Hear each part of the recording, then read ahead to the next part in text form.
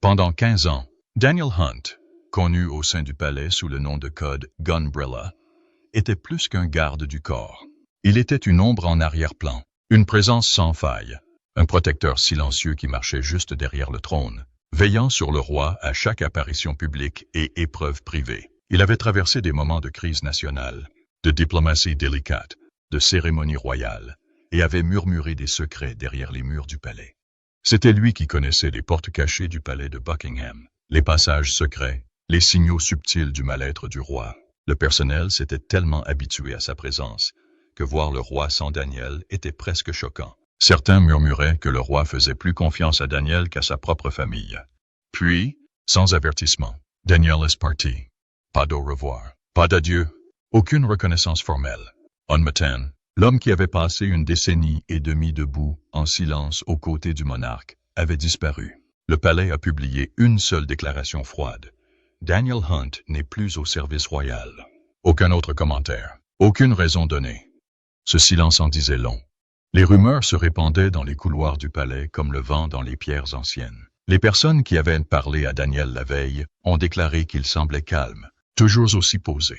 Rien d'extraordinaire. Et puis, il a emballé ses affaires, a disparu dans la nuit et son nom a été effacé des archives du palais. C'était comme s'il n'avait jamais existé. Mais le véritable choc n'a pas été son effacement, mais ce qui s'est passé ensuite. Le roi Charles a pris une décision si inattendue, si étonnante, que même ses plus proches collaborateurs sont restés sans voix.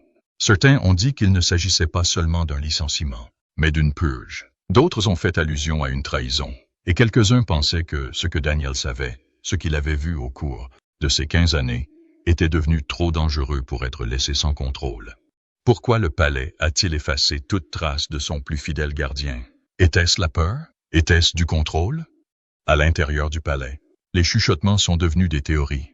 Les gens se rappelaient comment Daniel s'était tenu à la porte de réunions privées avec des dirigeants étrangers, comment il avait été présent lors de moments de conflits familiaux intenses, comment il avait accès à des documents, des plans, des confidences dont personne d'autre n'avait accès. Et s'il avait vu quelque chose qu'il n'aurait pas dû, et s'il savait quelque chose de trop important? Sa loyauté n'a jamais été remise en question, jusqu'à ce que, peut-être, ce soit le cas.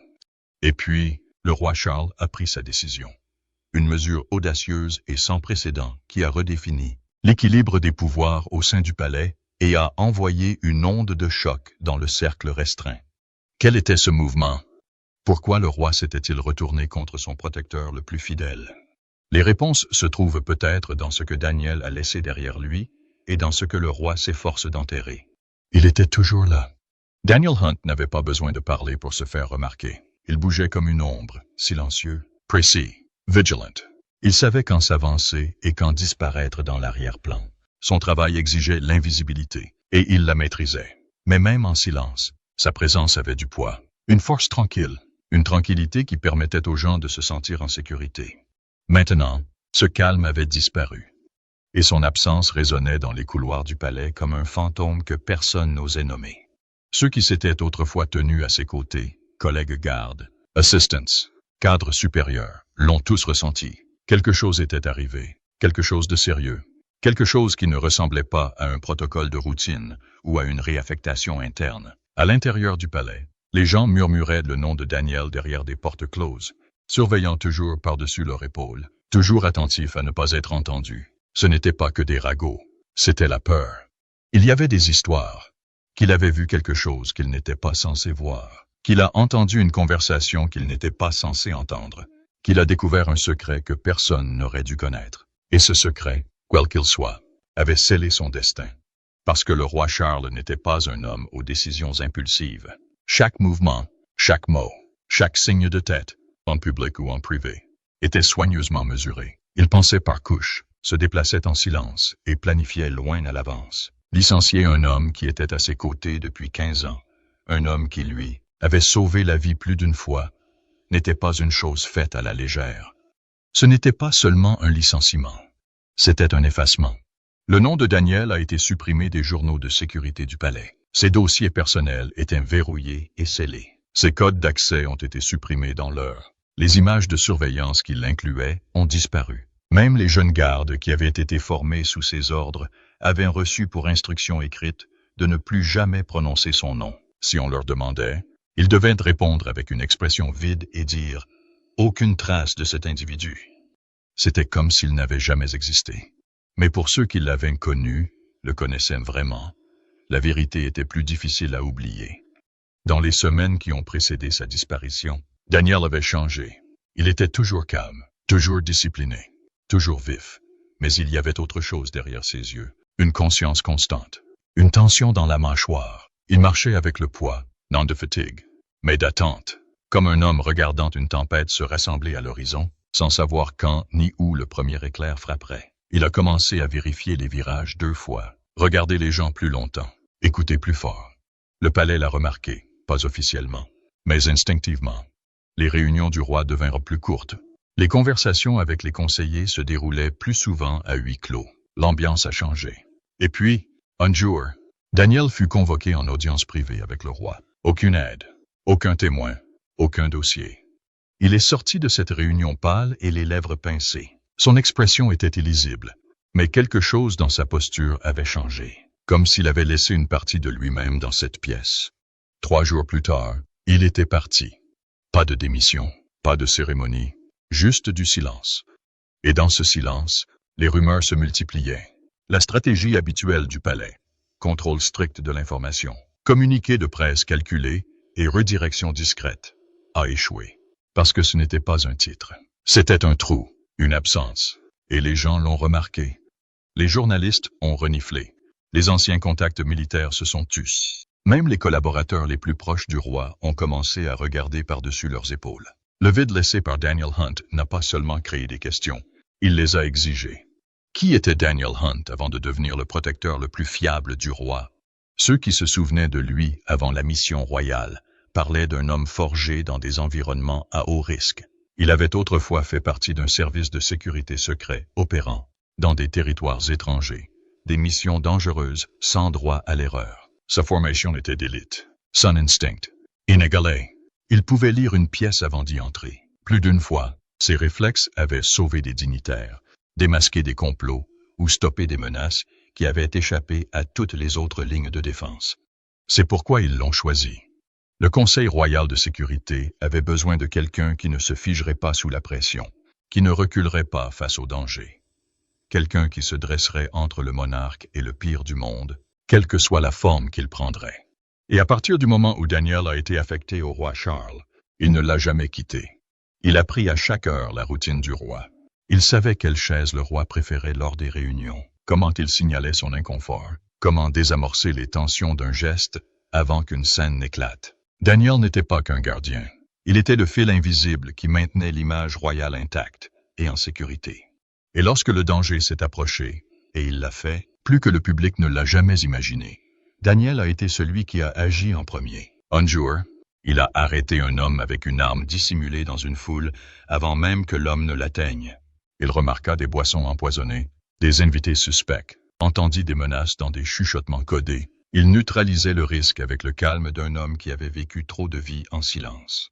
Mais toutes les menaces ne peuvent pas être stoppées avec force ou rapidité. Certains sont enfouis dans des secrets. Certains vivent à l'intérieur des murs du palais. Et certains, une fois découverts, ne peuvent être invisibles, même par un homme comme Daniel Hunt. Et il se peut que ce qu'il a découvert n'ait jamais été censé être découvert. Il y a des années, lors d'un événement public, un homme s'était précipité vers le roi Charles avec quelque chose caché dans son manteau. La foule était si nombreuse que les autres gardes ne pouvaient pas agir assez rapidement pour réagir. Mais Daniel l'avait vu. Sans réfléchir, il s'était déplacé devant le roi, le repoussant juste au moment où l'homme cherchait sa poche. Daniel l'a rapidement fait tomber, mettant fin à ce qui aurait pu se transformer en désastre. Il y avait eu d'autres moments où il avait été la seule chose qui se dressait entre le roi et un éventuel danger. À chaque fois, Daniel avait réagi avant tout le monde, se mettant en danger pour que le roi Charles n'ait jamais à le faire. Son rôle était difficile. Il travaillait de nombreuses nuits, voyageait beaucoup et devait souvent prendre des décisions rapides. Mais il ne s'est jamais plaint. Il avait prêté serment de protéger et, pendant 15 ans, il avait tenu cette promesse. C'est pourquoi son renvoi soudain était difficile à accepter par ceux qui le connaissaient bien. Un homme aussi loyal et digne de confiance ne disparaîtrait pas sans raison. Pendant que tout le monde essayait de comprendre ce qui s'était passé, quelque chose d'autre se passait à l'intérieur du palais. La sortie de Daniel avait laissé un espace que personne ne pouvait combler, et avec son départ, des questions se posaient sur la sécurité du roi Charles. Cette décision soudaine pourrait-elle mettre le roi Charles en danger? La sécurité royale dans le chaos. Alors que la famille royale avait toujours été protégée par la meilleure équipe de sécurité au monde, quelque chose semblait différent. Daniel Hunt, l'homme qui avait veillé sur le roi Charles pendant 15 ans, n'était plus là. Son retrait soudain avait laissé un vide que personne d'autre ne pouvait facilement combler. Les gardes royaux étaient formés pour faire face à toute menace, mais ils étaient aussi humains. Ils avaient des routines, des schémas et des méthodes de travail qu'il leur avait fallu des années pour perfectionner. Supprimer quelqu'un d'aussi expérimenté que Daniel signifiait que ses routines avaient été brisées. Ceux qui avaient travaillé avec lui savaient qu'il savait repérer les problèmes avant même qu'ils ne commencent. Il avait un instinct pour le danger, une compréhension du fonctionnement des menaces et la confiance nécessaire pour agir avant que quiconque ne le puisse. Il n'attendait pas les commandes quand il n'y avait pas de temps à perdre. C'est pour cela qu'on lui faisait confiance depuis si longtemps, mais depuis son départ, les choses étaient différentes. Des événements autrefois soigneusement contrôlés connaissaient désormais des retards inattendus. Les contrôles de sécurité prenaient plus de temps et les mouvements autrefois fluides étaient difficiles à prévoir. Le roi était toujours intervenu dans les événements en sachant que tout avait été planifié dans les moindres détails. Il y avait des moments où ses gardes personnels ne savaient pas trop comment agir. Ce n'est pas seulement à l'intérieur du palais que des changements ont été remarqués. Lors d'événements publics, les gens ont commencé à voir la différence. Daniel était un visage familier, toujours proche du roi Charles. Mais il y avait de nouveaux visages d'agents de sécurité qui étaient compétents mais n'avaient pas la même confiance que lui. Leur formation n'était plus aussi serrée qu'avant. Sans Daniel, il y avait désormais une ouverture, et ceux qui regardaient de l'extérieur avaient commencé à le remarquer. À l'intérieur du palais, des réunions eurent lieu concernant la sécurité du roi Charles. Tout le monde pensait la même chose. Ils se demandaient si le roi était vraiment en sécurité sans Daniel. La famille royale avait déjà été confrontée à des risques de sécurité, mais cette fois-ci, c'était différent. Tandis que le palais tentait de s'adapter, le roi Charles resta silencieux sur le renvoi de Daniel. Mais quelque chose dans sa façon de se comporter avait changé. Il avait toujours fait confiance à Daniel, et s'était toujours tourné vers lui dans les moments de chaos. Mais il n'y avait personne là où Daniel se trouvait autrefois. Mais alors que les inquiétudes concernant la sécurité atteignaient leur paroxysme, le roi décida de prendre les choses en main. Comment le roi Charles a-t-il géré un problème aussi soudain et aussi grave? La colère du roi Charles. Alors que le palais luttait pour maintenir l'ordre après le départ soudain de Daniel Hunt, le roi Charles fit quelque chose à quoi personne ne s'attendait. Il était resté silencieux pendant des jours, observant son équipe de sécurité essayer de s'adapter. Il vit la peur dans les yeux de ses gardes. Mais au lieu d'attendre que les choses s'arrangent d'elles-mêmes, il a pris une décision. Un matin, alors que ses conseillers se réunissaient pour discuter des changements en matière de sécurité, le roi Charles entra avec une expression qui fit redresser tout le monde. Ce n'était pas un homme qui montrait souvent de l'émotion en public, mais c'était différent. Même s'il parlait calmement, tout le monde savait que sa décision était prise.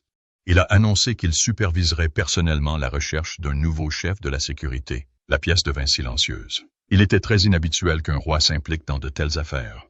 C'était le travail des responsables de la sécurité, des conseillers de confiance et des spécialistes. Mais le roi Charles a tourné le dos à la tradition. Il avait vu ce qui se passait lorsque les mauvaises personnes prenaient des décisions sans comprendre les enjeux. Il a refusé que cela se reproduise. Il ne s'est pas arrêté là. Il a ordonné une révision complète de l'ensemble de son système de sécurité. Il voulait comprendre ses gardes, leur travail et leur capacité à faire face aux menaces. Il a interrogé ses plus hauts responsables de la sécurité, leur demandant des choses auxquelles il n'aurait jamais pensé répondre. Mais ce qu'il fit ensuite fut encore plus choquant. Au lieu de passer tranquillement à autre chose après avoir remplacé Daniel par un autre garde expérimenté, le roi Charles a contacté Daniel lui-même. L'homme dont l'absence avait causé tant de problèmes fut invité à rencontrer le roi. La réunion était privée. Personne ne savait ce qui se disait. Mais lorsque Daniel quitta le palais ce soir-là, son visage était difficile à lire. Ceux qui l'ont vu ont remarqué qu'il ne se précipitait pas hors des portes comme un homme humilié. Après cette réunion, le roi Charles s'est plus impliqué que jamais dans sa sécurité. Il a changé les routines et s'est assuré que tout le monde savait qu'il ne confierait la sécurité de la monarchie qu'à ceux en qui il croyait pleinement. Des rumeurs couraient selon lesquelles il envisageait même d'embaucher un expert en sécurité extérieure au système royal. Personne n'avait jamais envisagé cette idée auparavant. Mais le roi Charles voulait se sentir en sécurité. Il ne se souciait que de ce qui était juste. Alors que le monde essayait de comprendre ses actions, il y avait une chose que personne ne pouvait nier. Le roi Charles n'était plus l'homme qui acceptait simplement les règles du passé. Mais juste avant de partir, Daniel a partagé sa version de l'histoire. Quels secrets a-t-il révélé? La version du garde du corps. Alors que les actions du roi Charles surprenaient le monde, Daniel Hunt était resté silencieux. Celui qui a passé 15 ans à protéger le futur roi n'a fait aucune déclaration. Il a évité les entretiens et n'a pas répondu aux questions sur ce qui s'était réellement passé. Les gens qui le connaissaient pouvaient dire qu'il n'était pas aussi calme qu'il le paraissait.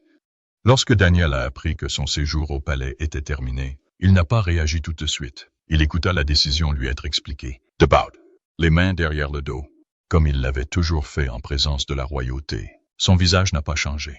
Il n'a pas demandé pourquoi. Il n'a pas discuté. Il hocha simplement la tête et quitta la pièce. Pendant 15 ans, sa vie avait été construite pour assurer la sécurité du roi Charles. Il avait mémorisé chaque couloir du palais et tous les risques possibles. Il s'était entraîné aux situations d'urgence, avait analysé les menaces et se tenait chaque jour à quelques mètres du roi Charles, toujours prêt à le protéger. Mais tout cela avait disparu. Il avait passé si longtemps à penser à la sécurité de quelqu'un d'autre qu'il n'avait jamais pris le temps de penser à ce qui se passerait lorsqu'on n'aurait plus besoin de lui. Il ne s'est pas plaint et n'a pas montré de colère. Le silence autour de son renvoi n'a pas duré éternellement. À mesure que la nouvelle se répandait, les gens commençaient à se demander s'ils se sentaient trahis. La vérité était que Daniel avait toujours su que travailler au palais n'était jamais permanent. Un nouveau roi signifiait de nouvelles règles, une nouvelle sécurité et de nouveaux visages. Mais ce à quoi il ne s'était pas attendu, c'était la rapidité avec laquelle cela s'était produit. Il n'y avait eu aucun signe, aucun avertissement. Il est passé du statut de responsable de la sécurité du roi à celui d'être démis de ses fonctions. Lorsque le roi Charles a convoqué une réunion privée avec lui, Daniel ne savait pas trop à quoi s'attendre. Il entra dans la pièce, calme et concentré. Mais cette fois, il n'avait ni écouteur de sécurité à l'oreille, ni arme à ses côtés. Pour la première fois en 15 ans, il n'était plus qu'un homme debout devant le roi, et non plus son protecteur. Personne ne savait de quoi ils avaient discuté. Mais la réunion a changé le comportement de Daniel. Quand il partit, ses pas étaient plus lents. Son expression était difficile à lire. Le palais est resté silencieux au sujet de son renvoi, mais ceux qui y travaillaient savaient que l'absence de Daniel avait laissé un vide qui ne serait pas facilement comblé. Il avait été plus qu'un simple garde du corps. Il avait été celui qui voyait tout, qui connaissait mieux que quiconque les routines du roi, et quelqu'un d'autre devrait prendre sa place. Comment le reste de la famille royale a-t-il réagi à la décision du roi Charles? La réponse de la famille royale. Tandis que Daniel Hunt s'éloignait discrètement du palais, la famille royale n'avait d'autre choix que d'avancer. Le roi Charles avait pris sa décision et sa parole était définitive. Mais tous les membres de la famille royale n'étaient pas d'accord avec sa décision. Pendant des années, Daniel était une figure de confiance, non seulement pour le roi Charles, mais aussi pour la famille royale. Il avait traversé des moments de joie et de profond chagrin. Il avait vu le roi Charles assumer de nouvelles responsabilités, le soutenir en temps de crise et se tenir à ses côtés lorsque les menaces étaient proches. Pour beaucoup, il n'était pas seulement un agent de sécurité, mais aussi un membre de la famille. Mais dans le monde de la royauté, les sentiments personnels n'ont pas toujours d'importance. Les décisions sont prises pour le bien de la monarchie, et non pour celui d'une seule personne. Le roi Charles avait ses raisons. Et même ceux qui n'étaient pas d'accord savaient qu'ils ne pouvaient pas les remettre en question ouvertement. Certains membres de la famille se sont demandé si renvoyer Daniel si rapidement avait été une erreur. D'autres craignaient les conséquences que cela pourrait avoir sur la sécurité à l'avenir. Une chose était sûre, c'était que les choses ne seraient plus jamais les mêmes. Le prince William, qui avait passé des années à voir son père compter sur la protection de Daniel, a gardé ses pensées pour lui. Il comprenait que chaque roi pouvait décider qui était à ses côtés, mais ceux qui l'observaient de près remarquèrent un changement. Ses rencontres avec son équipe de sécurité sont devenues plus fréquentes.